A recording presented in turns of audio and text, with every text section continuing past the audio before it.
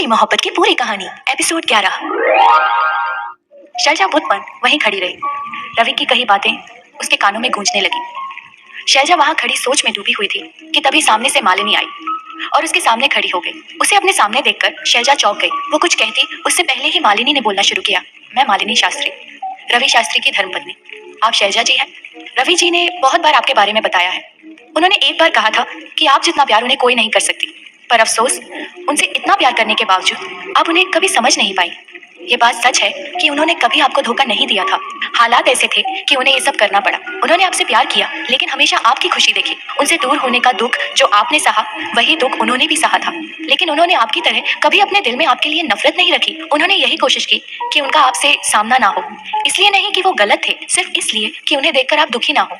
आप कुछ महीने उनके साथ रहीं और मैं पिछले 25 सालों से उनके साथ हूँ। फिर भी उनके मन में आज भी आपके लिए प्यार और इज्जत मुझसे ज्यादा है और इस बात का मुझे बिल्कुल बुरा नहीं लगता। उन्होंने कभी आपको दुख पहुंचाने का नहीं सोचा। जिस कहानी को आप दोनों अधूरा छोड़ आए थे, उसे इन बच्चों ने पूरा किया और शायद यही ईश्वर की मर्जी है। शैलजा जी, नफरत रखकर आप देख चुकी। सिवाय दर्द और तकलीफ के कुछ हासिल नहीं हुआ। कम से कम अब तो रवि जी को समझिए, कहकर मालिनी ने अपने हाथ जोड़ दिए। शैलजा की आंखें एक बार फिर नम हो उठी। उसने आंखों के किनारे आए आंसुओं को पोंछते हुए कहा, तुम्हें कभी बुरा नहीं लगा? तुम्हारा पति तुम्हारे होते किसी और के लिए इतना सोचता है? शैलजा के सवाल पर मालिनी मुस्कुरा उठी और कहा, आपको सोचने में उन्हें खुशी मिलती है और उनको खुश देखकर मुझे सुकून। मेरे लिए उनका खुश रहना मायने रखता है, खुशी की वजह नहीं।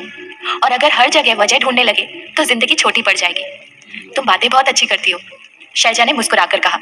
बातचीत के इस दौर में शैलजा पहली बार मुस्कुराई थी। जी हाँ, बातें मैंने अपनी माँ से सीखी हैं और जिंदगी जीना अपने पिता से सीखा है। और दुनिया की सबसे खूबसूरत चीज होती है प्यार। वो मैंने अपने प्रेमी से सीखा था। लेकिन प्यार को निभाना अपने पति से सीखा है। उनसे सीखा है कि प्रेम में पाना ही सब कुछ नहीं होता। कभी कभी उस प्यार को अकेले जीना भी प्यार होता है। उसकी मौजूदगी भी प्यार ही है, मालिनी ने दार्शनिक अंदाज में कहा।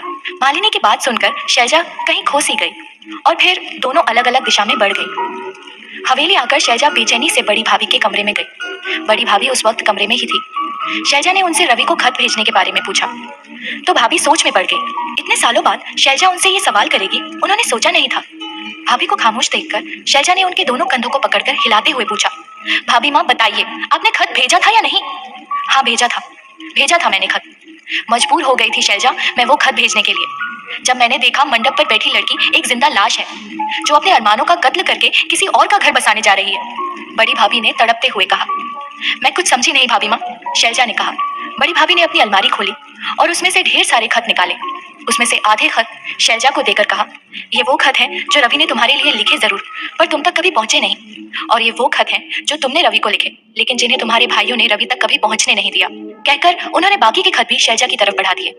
शैलजा खतों को हाथ में लिए भावहीन आंखों से बड़ी भाभी की तरफ देखने लगी तो भाभी ने कहा, हाँ शैलजा, यही सच है। तुम्हारे भाइयों ने इन खतों को तुम दोनों तक पहुंचने ही नहीं दिया और सब जानते हुए भी मुझे चुप रहना पड़ा। मैंने तुम्हारा बहुत इंतजार किया ताकि तुम्हें सच बता सकूं, पर तुम ऐसी गई कि कभी मुड़कर भी नहीं देखा। तुमसे बहुत बड़ी भूल हो गई है शैलजा, रवि ने तुम्हें धोखा नहीं दिया है।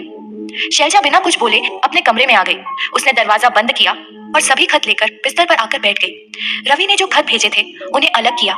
उसने एक खत उठाया और कांपते हाथों से खोला। खत पढ़ते हुए उसकी आंखों से आंसू लगातार बहते जा रहे थे।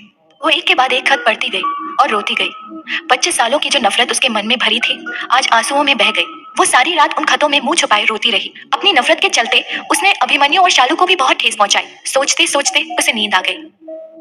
अगली सुबह जब वो उठी तो उसे याद आया कि आज रवि वापस जा रहा है। उसने सभी खतों को समेटा और उन्हें अलमारी में रखकर हवेली से निकल गई रवि को रोकने। शैलजा नंगे पैर ही तेजी से कच्चे रास्ते पर भागी जा रही थी। 25 साल पहले वो रवि को नहीं रोक पाई थी, पर आज शालू को इस तरह जाने नहीं देगी। शैलजा रवि के घर पहुंची। रवि और उसका परिवार वापस जाने के लिए अपना सामान गाड़ी में रख रहे थे। शैलजा को वहां देखकर रवि ने अपने हाथ जोड़ते हुए कहा, मुझे माफ कर दो शैलजा, जाने अनजाने में मैंने तुम्हारा बहुत दिल दुखाया है। मैंने शालू को समझा दिया है, अब तुम जहाँ चाहो वहां अभिमन्यु की शादी कर सकती हो। अभिमन्यु की शादी नहीं होगी, शैलजा ने कहा। वहां मौजूद सभी शैलजा की तरफ देखने लगे। इतने में अभिमन्यु, शैलजा के दोनों भाई और बड़ी भाभी भी वहां आ पहुंचे। शैलजा ने एक बार फिर कहा, अभिमन्यु की शादी अब नहीं होगी रवि। पर क्यों शैलजा? रवि ने चिंतित होते हुए पूछा। कैसे होगी? होने वाली दुल्हन को तो तुम अपने साथ लेके जा रहे हो। शैलजा ने मुस्कुराते हुए कहा। शैलजा को मुस्कुराता देखकर रवि की आंखों में आंसू आ गए। अभिमन्यु का चेहरा भी खिल उठा। शैलजा के दोनों भाइयों ने रवि के सामने हाथ जोड़ते हुए कहा, हमें माफ कर दो रवि, हमें माफ कर दो रवि, तुम्हें समझने में हमसे बहुत बड़ी भूल हुई। अरे हम लोग तो सिर्फ औकात में बड़े थे, पर तुम्हारे जितना बड़ा दिल हम में से किसी के पास नहीं था। हमें माफ कर दो रवि, हमें माफ कर दो। रवि ने कुछ नहीं कहा, बस उन दोनों को गले लगा लिया। बड़े दिनों बाद सब बहुत खुश थे। तभी शैलजा ने आगे बढ़कर रवि से कहा, कल शालू की शादी अभिमन्यु से होगी। शादी की तैयारियां कर लीजिए समधी जी, आपसे बहुत खातिरदारी करवाने वाले हैं हम लोग। रवि मुस्कुरा उठा और शैलजा की आंखों में देखकर खामोशी से पूछने लगा, क्या तुमने मुझे माफ कर दिया शैलजा? शैलजा ने रवि की आंखों को पढ़ते हुए मुस्कुराकर हाँ में सर हिला दिया। सभी अपने अपने घर चले गए। मोहन, उसकी पत्नी और गांव वालों ने मिलकर शादी की सारी तैयारियां कर दी। रवि और मालिनी बहुत खुश थे। शालू ने रवि को गले लगा लिया, वो बहुत खुश थी। आज किसी के दिल में कोई शिकायत नहीं थी, सब खुश थे और जश्न मना रहे थे। अगले दिन शैलजा अपने पूरे परिवार और कुछ खास रिश्तेदारों के साथ मिलकर अपने बेटे अभिमन्यु की बारात लेकर हवेली से चल पड़ी। शैलजा ने खूब डांस किया। अभिमन्यु की तो खुशी और आश्चर्य का ठिकाना नहीं था। रवि और मोहन ने बारातियों का खूब आदर सत्कार किया। सभी रस्मों के साथ अभिमन्यु और शालू की शादी संपन्न हुई और फिर बारी आई विदाई की। शालू रवि से लिपटकर खूब रोई। रवि भी अपने आंसुओं को नहीं रोक पाया। शैलजा ने रवि का हाथ पकड़कर कहा, चिंता मत करो रवि, बहू नहीं बेटी लेकर जा रही हूँ। शैलजा की बात सुनकर शालू ने रोते रोते कहा, आंटी अब तो बता दीजिए, आपने पहले इस शादी से इनकार क्यों किया था? शालू की मासूमियत भरी बातें सुनकर शैलजा को हंसी आ गई। उसने मुस्कुराते हुए कहा, बेटा 25 साल पहले तुम्हारे पापा से मेरी कुछ डील हुई थी और इन्होंने सामान टाइम पर नहीं उठाया था, इसलिए। कहकर शैलजा ने रवि की तरफ देखा और कहा, क्यों रवि, सही कह रही हूँ ना मैं? जवाब में रवि सिर्फ मुस्कुरा उठा और सोचने लगा, तुम आज भी वैसे ही हो शैलजा। रवि ने शालू को अभिमन्यु के साथ गाड़ी में बैठाया और बाकी सब रिश्तेदार भी वहां से हवेली की तरफ निकल गए। दरवाजे पर रवि अकेला खड़ा था। शैलजा उसके पास आई और कहा, हमारी अधूरी मोहब्बत हमारे बच्चों ने पूरी कर दी। कहकर शैलजा वहां से चली गई। रवि नम आंखों से जाती हुई शैलजा को देखता रहा। उसकी आंख में आंसू बहकर गिरने को हुआ तो पास खड़ी मालिनी ने अपना हाथ आगे कर दिया। आंसू की बूंद उसकी कोमल हथेली में आ गिरी। रवि ने देखा तो मालिनी ने उस आंसू को अपनी मांग में सजाकर कहा, आपके आंसू बहुत कीमती हैं, इन्हें ऐसे मत बहाया कीजिए। मालिनी की आंखों में अपने लिए ढेर सारा प्यार देखकर रवि के होठों पर मुस्कुराहट फैल गई और उसने महसूस किया कि वो दुनिया का सबसे खुशनसीब इंसान है।